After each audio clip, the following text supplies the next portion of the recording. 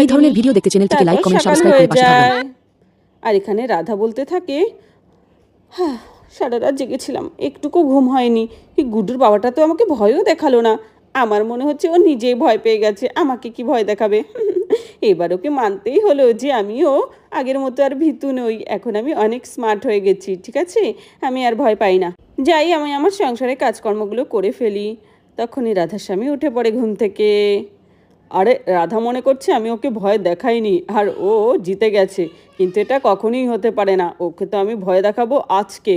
কালকে আমার কাছে ভয় দেখানোর মতো কিছুই ছিল না, তাই আমি ওকে ভয় দেখাতে পারিনি।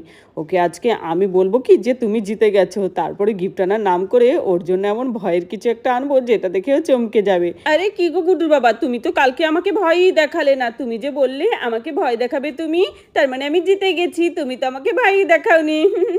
আমার একটুকু ভয় করেনি কাল রাতে।